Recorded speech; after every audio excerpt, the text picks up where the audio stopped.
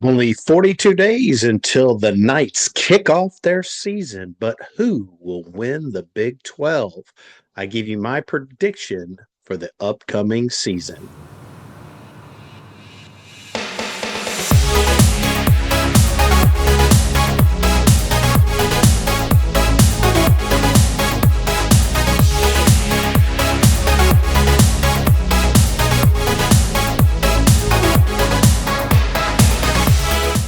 Welcome back to One More Night, a UCF podcast. One team, one heartbeat. This is Coach Wolf, and today I'm going to give you my Big 12 football season predictions.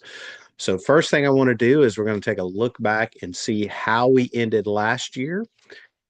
And even though the Big 12 doesn't put out predictions anymore, they decided to stop doing that based on, I think, when they put out predictions and Arizona State was supposed to be last and they ended up first. I think they pretty much said we're out of the prediction business, but they're still odds makers and other entities that put out predictions, and we'll talk about where they have the Big 12 for 2026.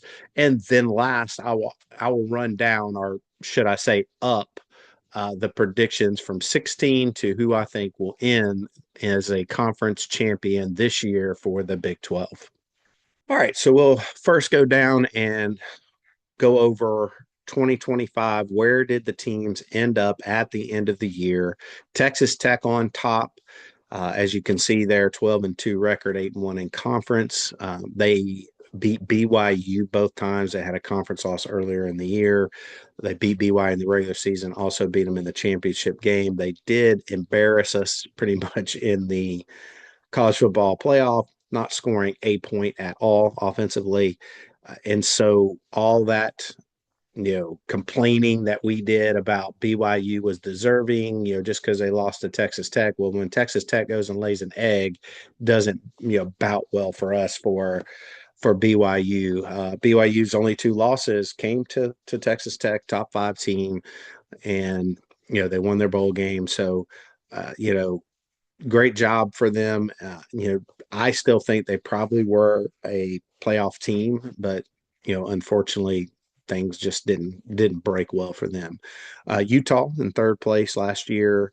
Only the two losses were to Texas Tech and BYU, and BYU game was close. Texas Tech wasn't, but the BYU game was close. It was on the road. I think that's kind of how BYU won. That's what got him into the championship game. If that result changes in any way, Utah's there. So that's how close and razor thin it was at 1, 2, and 3.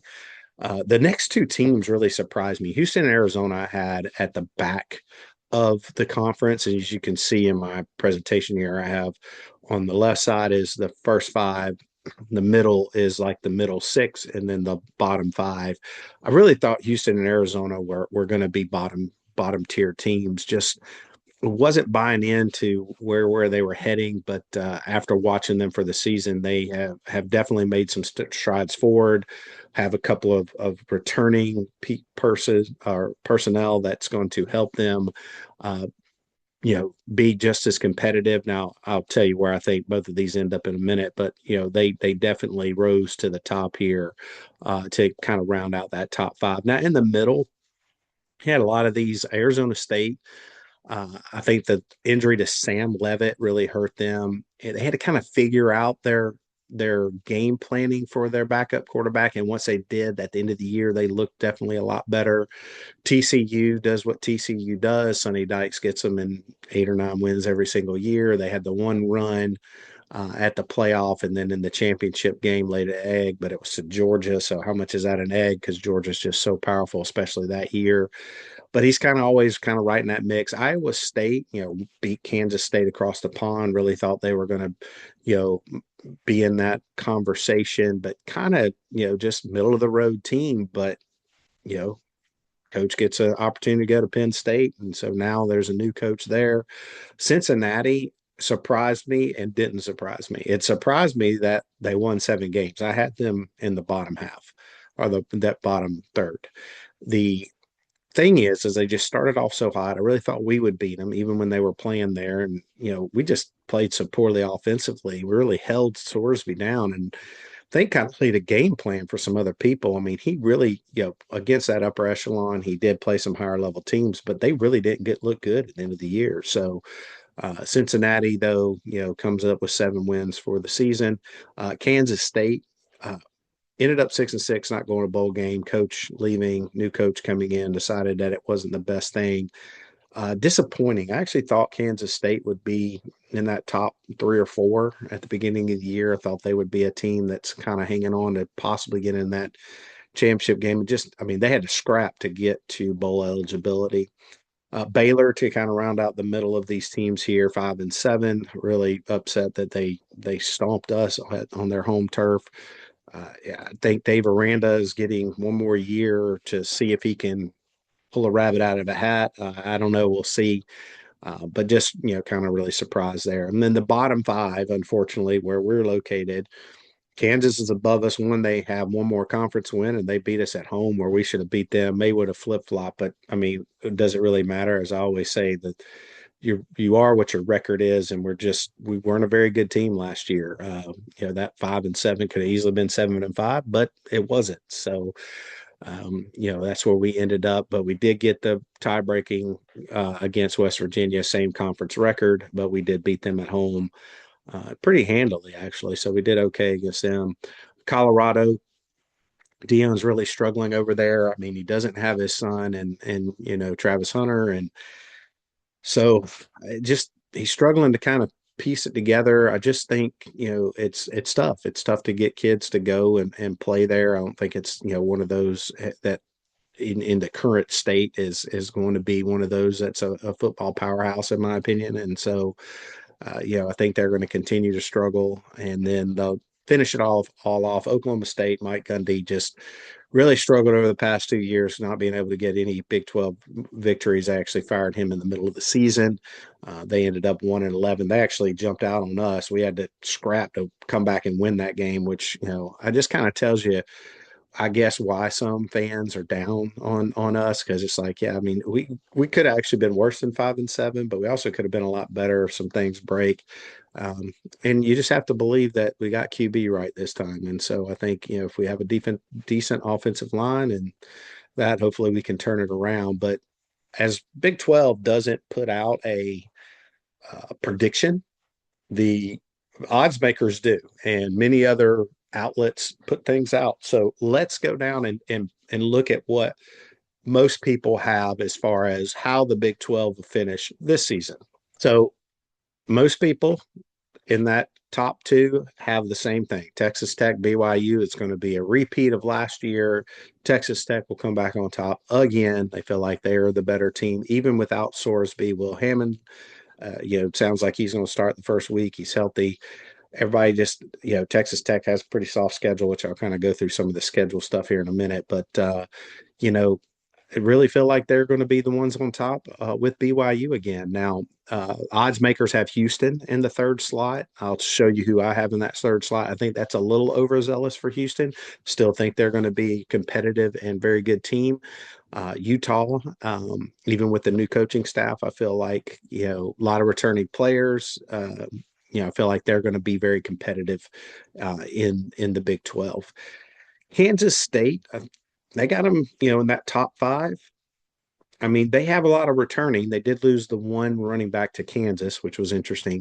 Going to that team, I would have thought he would have stayed at Kansas State, but Avery Johnson, coach is familiar with him, and returning players. Could they make a run like that? Possibly. I mean, we've kind of put them up there the last couple of years, and they've kind of faltered. So we'll see where I have them here in just a second.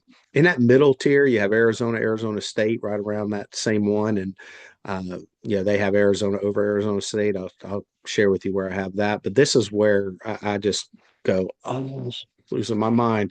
Oklahoma State, man, what is the love for the Mean Green Machine? I mean, North Texas moves to the Big 12, and we just think that highly of it, that they're just going to be able to come in and beat Big 12, uh, you know, caliber competition. I'm gonna have to see it to believe it, but that's the one I just shake my head about. Used to seeing TCU there, Sonny Dykes right in the middle of the road, 8 or 9 wins, and then West Virginia they have up there. I do think West Virginia is going to make some strides this year. I think Rich Rod had a great recruiting class, but still has one more year to kind of really get up there and be viable. Um, so just it's not that I disagree with where they are, but maybe some other ones that are above them. Kansas, new quarterback. They really squandered Daniels. They just really didn't do well the last 2 years like they thought they would. They always tend to have a good offense, defensive line. They got the running back from K State to move over. I don't know. I just don't feel like there's enough, and we'll see how their transfer quarterback does. But yeah, I have a feeling that Kansas may be a little high as far as that middle group, and then the lower group. Again, not totally surprising that Baylor. I think Dave Aranda's on the hot seat, and I just don't think Lagway's the one. Cincinnati with the loss of Sorsby, with how they ended the year, feel like they this is where I kind of had them last year, and feel like that's where they'll be. Colorado, I feel will struggle. They have the strongest or the hardest schedule of all the Big 12. I mean, they strength of schedule is just out of this world. They got to play some tough competition, and I feel like they're still are going to be struggling to kind of figure out, how they can continue to recruit and get the talent there that they had there when the first couple of years when Dion was there. They have UCF down there losing to Colorado, only win against the bottom one right there. And I mean, that surprises me a little bit. I felt like, we did make some improvements and they feel like all these other teams are better than us. I found that surprising, but you know, like I said, I mean, there's no buzz about us. There's nobody looking at us to do anything. So maybe that's an advantage. And then Iowa State, of course, all new players, new coaching staff. Basically a transition from the entire team from a group of six or group of five to the Power Four. So that is where they have us. And what I'm going to do is now I'm going to work my way up. So I'm going to start at 16 and kind of tell you where I think everybody will end up. I actually have their schedules in front of me. I'll kind of tell you what games I have marked on that may be some reasons why I have them ranked where I have them ranked. So we will flip over to that now. All right. So for my predictions, Big 12 football predictions, the 16th place team, and I don't think this is going to be a surprise to anybody, I'm going with Iowa State. Now, Iowa State, again, brand new coach, almost every player left, almost a whole new team. A lot of these guys have not played Big 12. That's got to be a learning curve.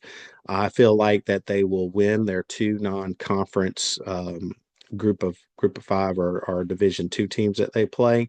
They actually play a non-conference game against their rival in state Iowa. It is on the road at Iowa. I feel like they lose that one. It's the second week. And then I just don't think they win any conference games this year. I think they go 0-9. I feel like, they got a lot of learning and things that they'll need to do. I also have them losing to us on our senior night on that Friday, next to last game of the season. So that's where I have for 16. 15th team, I have Cincinnati. Now, Cincinnati, you may notice 5-7. I jumped from 2-10 to a 5-7 record, 2-10, 2-7 in the conference. I feel like Cincinnati will do well in their non-con. There's not a whole lot of competition really outside of maybe Boston College, and then they have some tough games against the Big 12. They will play Kansas State, Arizona, Texas Tech, Utah, Houston, and BYU. So really tough schedule. So I feel like Cincinnati will end up in the 15th spot. Next one, 14, I feel like that'll be Colorado. And the reason Colorado at 2-7 is above Cincinnati is I actually have Colorado losing to Georgia Tech the first week, winning their two other non-conference games, and then I have them going on a losing streak. They play the toughest schedule. They play Texas Tech, Utah, Kansas State, Arizona State, Houston, and I just have Dion taking licks, trying to figure out what it is. But I feel like that team, he is a good motivator, and I still feel like they'll be playing hard towards the end of the year. I have them knocking off Cincinnati on the road, actually, then coming back home and actually beating us because I just feel like when we go out there, we got lucky in Provo last year versus BYU. And I think when we go to Colorado, the weather will be an issue. And I just feel like it'll be kind of a last stand for Dion, and we'll just kind of see what goes from there. But that's where I have Colorado. 13, I've got Oklahoma State. I've been telling you I don't believe in Oklahoma State. You just to me, you just can't transition from where they were and just walk into the conference. It's like you're devaluing the Big 12's teams that have been here and players and coaches. And I just like I said, I think he's a great coach. I mean, going from one win to four wins, that'll be the he's got to build it. You just got to build it. You got to until you're here, you don't know. I have him losing to Oregon in the second week, winning his other two non-conference, and then we end up going on the road to them. I have us beating them. They play Houston, they play K-State, they play Texas Tech, they play Arizona State. I just feel like all those teams are just teams that are going to be ready for whatever they throw at. There's not going to be a lot of surprise, I should say. So I think Oklahoma State ends up 13th. Number 12, that's where I have Kansas. Now, Kansas plays Missouri in the non-con, which I think will be a tough one there. I think they'll win their other two, but they play Arizona State, Utah, Kansas State, TCU, BYU. Again, a lot of those upper echelon. I think they are more of a team that is if they could get on a run like they did 2 years ago to end the season, and then last year they were kind of up and down. I feel like once they kind of get on a losing streak, that sometimes it's hard for them to get out of it. And so I really think that by the time we go up there, I think we will get them. We go up there at the beginning of November. I just think by that time, I feel like we will be able to get Kansas, and I have them at 12. So let's look at that middle. So definitely have us moving from there. You can see 5-7, 4-8 records. Let's see what I have up my sleeve for the middle. Number 11, I have Baylor. So congratulations, Dave Aranda. I have you getting the same records you had last year, which will be showing you the door. I feel like I don't know if he'll make it the full season. I think he will, but look at his schedule. He starts off with Auburn again, which he got beat pretty bad last year. Lagway came from the SEC. I just don't see that mattering. I think he'll win his other two non-conference games. So he plays Arizona State, TCU, BYU, Texas Tech, and Houston. And those last three, BYU, Texas Tech, and Houston, are how he finishes out. So I think what happens with Dave, I think he comes to UCF. We get revenge on the 30th. We just cannot, after blowing the 25-point lead, 3 years ago with Gus, and then how they blew us out last year on the road, which was just terrible, just a terrible showing by our guys. I just feel like it's also being played on the space game. We got to get space game magic back. So I feel that they will end up losing to us, go home, and they play Iowa State to give them that one extra win before they go on a 3-game losing streak with BYU, Texas Tech, and Houston. So that's how I think Baylor ends up. All right, number 10. West Virginia, old Rich Rod. I said he would improve a little bit. I only have him improving by one game, going from 4-8 to 5-7. He has a tough non-conference with Virginia, and I feel like even they did pretty well last year, and I think it's still early enough in the season. Not real sure if those two warm-up games give Rich enough to really be able to compete yet. And then I have him winning a couple, but he has Arizona, TCU, Texas Tech, Houston, Utah. So again, he has a bunch of the tougher teams in the conference, which is the reason why I think he will end up in 10th space. All right, number 9, that's where I have our Knights. And the reason I have our Knights there is because I do think, and if you've listened to my podcast, I do predict them going 8-4. Now, I have it being like a basketball ride where we're going to win games we didn't think we would, and we're going to lose games that we didn't think we would. I have it kind of up and down.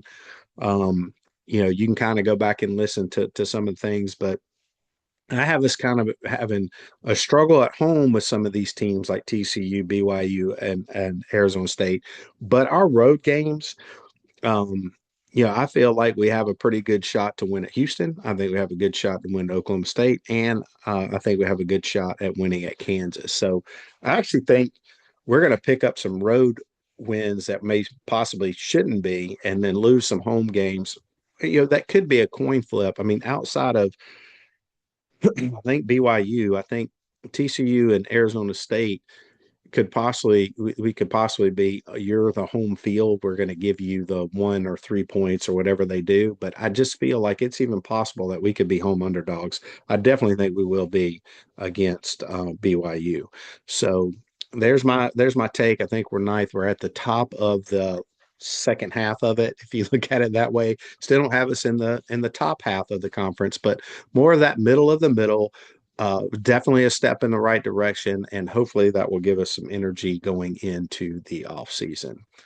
All right, at number 8, I have Kansas State. While I feel like Kansas State will be better and not near as close to the vest and barely making 6 wins like they did last year. The thing about them is I think their non-conference is easy. But then when they get there, they have to play a stretch right in the middle of Houston and Arizona State and sandwiched in between Kansas. And even though the Kansas is at home, the other two are actually Houston's at home too. But I just feel like, they're going to hit a speed bump in that middle. And I feel like they could lose the game to Kansas. I think that could be kind of a trap game in between those. They'll kind of turn it around. They play TCU late in the game, and I feel like TCU, as you can see, they're not up there yet, will be a little bit better team than Kansas State. Then Houston. I have Houston here, and they play both TCU or both Texas Tech and Utah, which I think on the road they'll lose both of those. Now, they have another loss. Do you know who that may be to? That's right. That's the UCF. UCF's got to go revenge the space game. Those are the three losses in conference that I have Houston getting. Their non-conference is pretty soft, and I think some of their other ones, they actually have a pretty favorable schedule, in my opinion. But I'm hoping that we can get them and be one of their losses there. And then at 6, I have Arizona State. Now, again, lower record, but that's because I have them playing Texas A&M, which is a very hard team.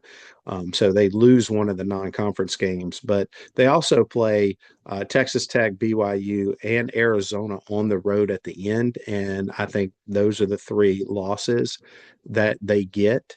All of them are on the road, and so I think that's the only reason. But they'll be, as far as head-to-head type stuff, I feel like they'll be above Houston. So let's talk about that top 5. You see the teams I haven't put in there. Let's see what order I have them in. All right, TCU, Sonny Dykes kind of, does his normal. He plays UNC at the beginning of the year, and I don't think Bill Belichick will be anything there. So I think the non-conference, but I feel like they actually trip us up at home. And so I have them doing that one, but they have BYU, Arizona, and Texas Tech is who I have them losing to. So those are their three losses and have them in the 5th spot. In the 4th spot, I have Arizona. Arizona, another great season this year is what I feel that they will have. I feel like they will compete. But they play BYU early, so I think they get that loss, and then they play Texas Tech, who I think is the best team in the division, and I do think they actually get the win against Arizona State. Where I think they may trip up is on the road at KSU the week before, looking ahead to their rival game and being close to that top of the leaderboard of the Big 12. I think they may trip up a little bit and end up at 4th. So 3rd. Oh, Utah. And this is kind of amazing because here's how I have Utah. I have them winning their 3 non-conference, including a home game against Arkansas. And then I have them going on a winning streak. They have a pretty weak schedule early. They have Iowa State, Kansas, and Colorado. 2 of those on the road, but again, weaker one. They come back, they play Houston at home. So I think they get Houston because they're at home. And I think they go on the road and win Cincinnati. Then they come back home and they play BYU at home this year. I think they knock BYU off, but they're in the 3rd. Why is that? think they ride that high. They stump their toe the next 2 weeks on the road at Arizona and TCU to get two losses, and those two losses will keep them out of the championship game to the team they beat before they go on a two-game losing streak, and that's BYU, who I have with the two losses to Utah. And also Notre Dame, who is the week before they play us while we're on a bye. And there's a lot of, oh, we'll be able to get them. No, I don't think so. I still think BYU is one of the best teams in our league. They'll have some key wins at versus Arizona at TCU. I think they'll have that loss to Utah, but I feel like they will win the rest of them and they will get to the championship game against, of course, who do I have missing? Texas Tech. Question is what record do I have them? Well, I have them going undefeated. Last year they had one blip in the schedule. This year, I have them not having that blip, going undefeated. Not only going undefeated, but they'll play BYU in the championship game. And while I think it will be closer, I think Texas Tech repeats as the conference Big 12 champions for 2026. So that is my take on what I think will happen this year in the Big 12. Let me know what you think by just commenting. Let me know if you what you like, what you don't like, and again at the end of the season, we'll evaluate how I did. All right, to wrap this episode up, I have a couple other things I wanted to touch on. First of all, UCF Fastcast is something the players do. Last year it was Nixon and Montgomery, and they brought in players. This year it is Wade and Charles and Dwayne Thomas Jr. or Speedy. They've had two that I saw, and then they did a third one I missed. They had a big gap in between where I think they were off or something. And the only reason I know they did a third one is because I caught the fourth one. So I need to go back and do the third one. But if you have a chance, go back and listen to them. It's just a good way to kind of get to see the players and hear some of the other things that they're doing. But they had Alonzo Barnett on. And so of course I wanted to listen to it, and so listened to it, did that. But there was one thing that was getting me during the interview. And I've watched many of Alonzo's interviews with Sons and, ESPN and at Big 12 Media Day and, just some of the availability he's had and, that he's talked. But something sounded really familiar as he was talking on the UCF Fastcast. So I was sitting there and I closed my eyes and I was like, who is he sounding like? And it took me a second, but he was sounding a lot like country singer Kane Brown, because country music lover, and Kane's one of my ones that I listen to and follow on social media, and like some of the mannerisms and the way he inflected his voice and just kind of sounded a lot like Kane. So if you get a chance, listen to it, listen to something Kane says, tell me if I'm crazy, but it sounded a lot like Kane Brown to me. So and then the biggest topic has been going on this week has been about the ESPN firings.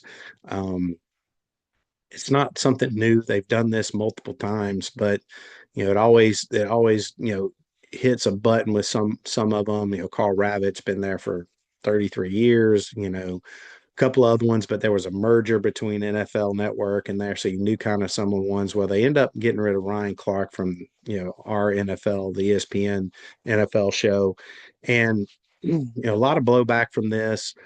Happened during the actual taping of it. They were sitting there, and he pulls them back off after a break, and then he's not back out, and we find out that basically he's like, "Well, do I need to go back out there?" Like, no, you're good, you can go. So I guess there was going to be some leaking and they just wanted to kind of take care of it. But, a lot of people up in arms about, they don't handle it right. Well, they never handle it right. To me, they've never handled it right. And, why they keep some, not others. I mean, I can't tell you. I mean, I've, kind of, I guess, pushed back in two other jobs and ended up leaving those jobs. And then I pushed back on a job twice where I got let go. So, uh, I think Ryan kind of brings that. He'll kind of push the envelope a little bit, and unless you're of certain status, I mean that's kind of what happens. I mean it kind of happens to all of us at one time and another, maybe where we are not necessarily treated fairly, but it's kind of the business. But I see a bunch of people jumping on Pat McAfee about this is your fault. The contract you did, now they're having to cut back and they're paying you with his money, and I'm like, look.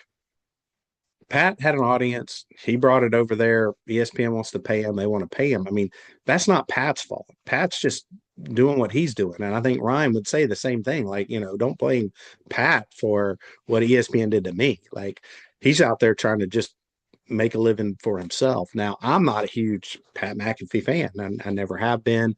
I really love College Game Day. I will continue to watch it. He's on there, but he's not the reason I tune in. I mean, it's Herb Street. It was, of course, Coach Corso, who's no longer there now. I enjoy Dez's, takes on things, and I like the pickers each week. Like, I like a lot of the things they do, and a lot of the stories they cover. But I mean, I don't draw. I'm not drawn to there because of Pat. I don't. I catch some snippets of his show. But I'm not a big show watcher of him. I watch a lot of other podcasts. I mean, and like one of the ones I love the most is Dan Patrick, who, gosh, I mean, he was there for like 18, 20 years, and then has been gone for about that long.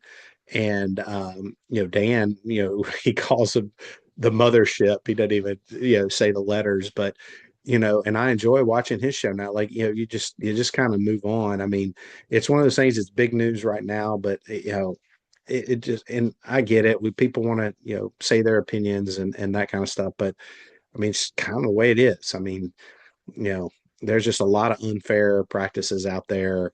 I've been surprised sometimes with how vocal Mike and Tony get on PTI that they don't catch some flack. But I mean, again, they've been around for years too. So I just don't know how it all works. But it is unfortunately, looks in some ways and political and you know kind of favoritism. But that's just unfortunately that's just the way it is. So I've just been hearing a lot about that.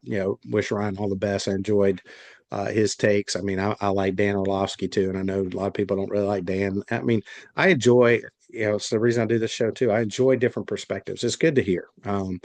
As much as Stephen A. drives me crazy, I mean, I'll listen to what he's saying, but sometimes I don't agree with him either. So we're not always in agreement, but it's good to hear what other people are thinking, and then maybe like other perspectives that are out there. So. All right. Well, I know it's let's see, we're not quite as long as we were the other day, but still getting pretty long fall schedules drop for both women's soccer and volleyball. I'm gonna start taking a look at those. Sometime we'll come back and kind of talk about what I think for their schedules. But the biggest thing is the next 3 episodes I'm getting excited about. It's called 30 and 3, 30 years of Division I football for UCF. We're going to break it into 3 episodes, breaking in 10-year increments. I'm going to talk about each one: 96 to 2005, 2006 to 2015, and then 2016 to 2025. Break down and tell you some of the things that happened during that decade, um, players that were big for us, maybe some games, some just kind of history. And then maybe, yeah, each one had to kind of held its own importance. So we'll kind of take a look back and walk down that. So I'm gonna do that over the next 3 episodes. Pretty much going to do that over the next week because, gosh, I look up, I'm a week away. 31st, I report back to work. So 1 week from now, 42 days till the kickoff of the season. So fall is just right around the corner, and I hope so because man, it was 97 degrees and hot as all get out today. I'm definitely looking forward to not that the fall weather comes immediately when we start the football season, but hopefully it's right around the corner. So outside of that, guys, I've enjoyed it. Thank you. Hope you tag along and hope you get a lot out of the next 3 episodes with kind of going back in the past and kind of giving you snapshots of those 10 years, and going to enjoy just kind of telling you as I lived through all of them. I was in college at the time they became Division I. So outside of that, as always, go Knights. Charge on.